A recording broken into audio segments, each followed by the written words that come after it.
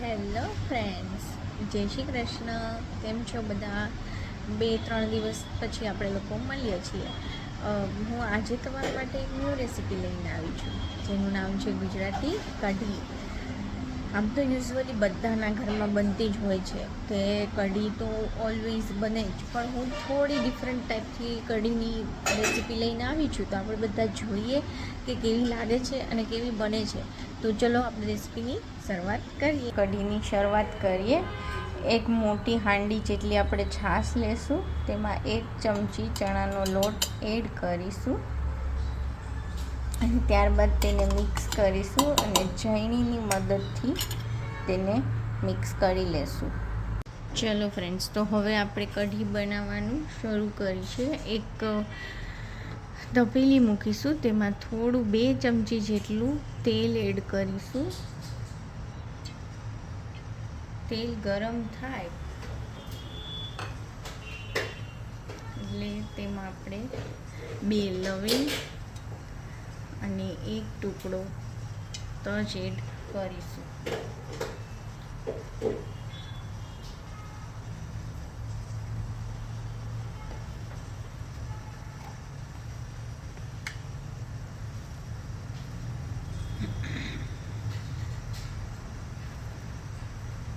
શિયાળામાં બધાને ઘરમાં ઓલમોસ્ટ ને કઢી બહુ જ ભાવતી હોય છે. આપણું તેલ ગરમ થઈ ગયું છે. આપણે તેનો વઘાર કરીશું. 1 ચમચી જેટલું જીરું એડ કરીશું. જીરાથી ફ્લેવર એકદમ સરસ આવશે. 3 થી 4 કડી પત્તા, લીમડો, મેથી. અત્યારે વિન્ટર છે તો લીલી મેથીનો આપણે યુઝ કર્યો છે. એનાથી એકદમ સરસ સુગંધ આવશે અને ફ્લેવર બી બહુ મસ્ત આવશે કઢીમાં. તમે કઢીમાં તેલમાં મેથી મૂકશો અને એકદમ આમ બહુ ટેમ્પટિંગ. હવે આપણે એમાં થોડી હિંગ એડ કરીશું. મેથી આપણી બ્રાઉન થોડી થઈ ગઈ છે. હવે આપણે અડધો કપ જેટલું પાણી નાખીશું.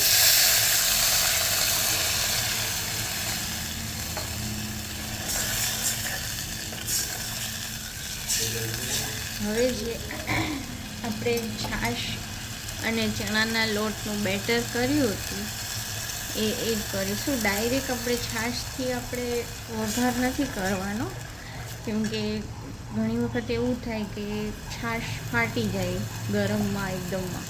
એટલે આપણે પાણીથી વઘાર કરી અને પછી છાશ અને ચણાના લોટનું જે બેટર હતું એ એડ કરીશું.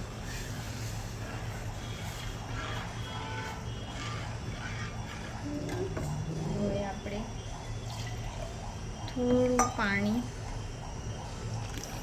એડ કરીશું.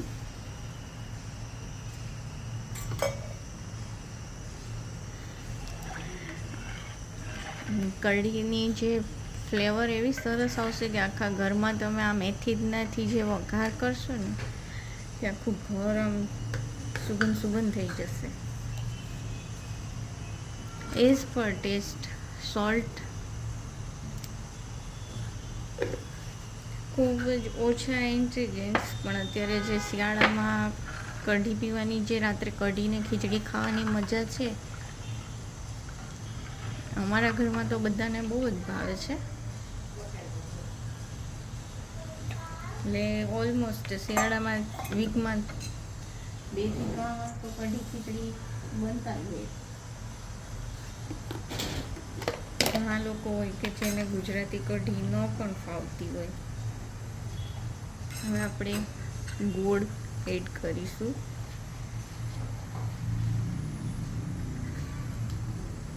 એઝ પર ટેસ્ટ ગોળ નાખો. ઘણા લોકોને મીઠી ભાવે, ઘણા લોકો ખાટી બી ખાતા હોય છે. અમારે થોડી સ્વીટ કઢી હોય છે.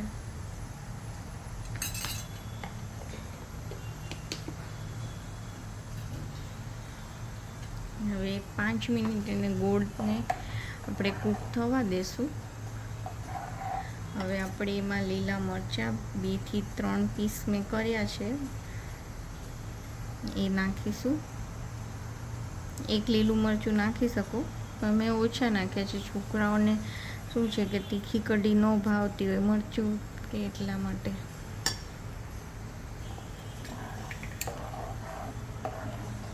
હવે આપણે કોરિએન્ડર એડ કરીશું.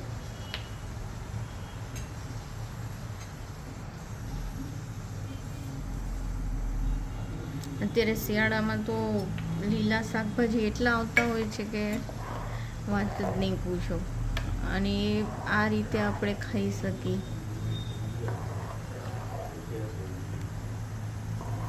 5 મિનિટ આપણે કૂક થવા દેશું.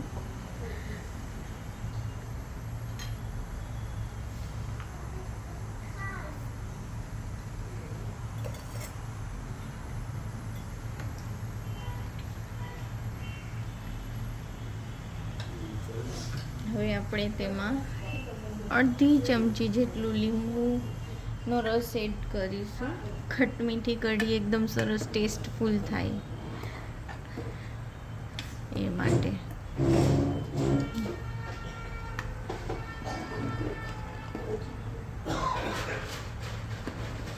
10 મિનિટમાં આપણી કઢી રેડી થઈ જાય છે. કોઈ પણ વસ્તુ ક્યારેય પણ આપણે બનાવી હોય તો ફટફટ કઢી બનાવી શકીએ, અને ઠંડીમાં તો ખાવાની બહુ મજા પડે.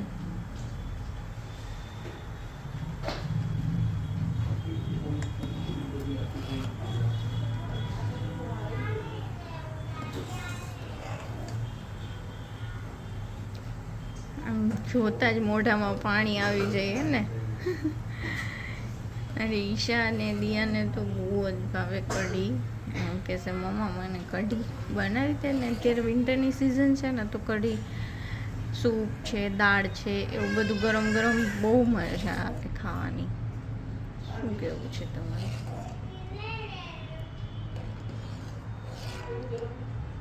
જુઓ ફ્રેન્ડ્સ, હવે આપણી કઢી એકદમ રેડી છે. એની તમે જુઓ કન્સિસ્ટન્સી અને એની સ્મેલ તો આમ મેં બનાવી છે તો મારા આખા ઘરમાં આમ કઢીની ને મેથીની ને એમ સુગંધ થઈ ગઈ છે. તમે એક વખત ટ્રાય કરજો, અને પછી જરૂરથી કોમેન્ટ કરીને કહેજો કે જો આ લીલી મેથી વઘારમાં આપણે કઢીને નાખીએ છીએ તો કેવી સ્મેલ આવે છે ઘરમાં. આખું એકદમ મસ્ત આમ ફ્લેવર.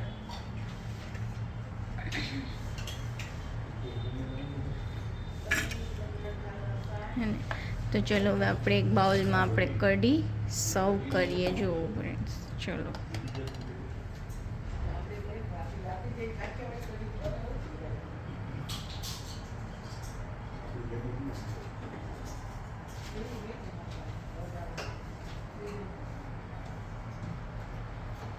જુઓ ફ્રેન્ડ્સ, હવે આપણે એને કોથમીરથી ગાર્નિશ કરીશું. કોથમીરથી ગાર્નિશ કરી છે ને આપણી કઢી રેડી. જો તમને મારી રેસિપી ગમી હોય તો વિડીયોને લાઈક કરજો, શેર કરજો અને સબસ્ક્રાઈબ કરજો. ખાલી જોતા ના રહ્યો વિડીયો, પ્લીઝ લાઈક કરો, શેર કરો અને સબસ્ક્રાઈબ જલ્દી કરો, તો આપણે ઘણા બધા ફ્રેન્ડ્સ બની જઈએ. I hear the beat, it's in my chest, got me feeling some kind of way.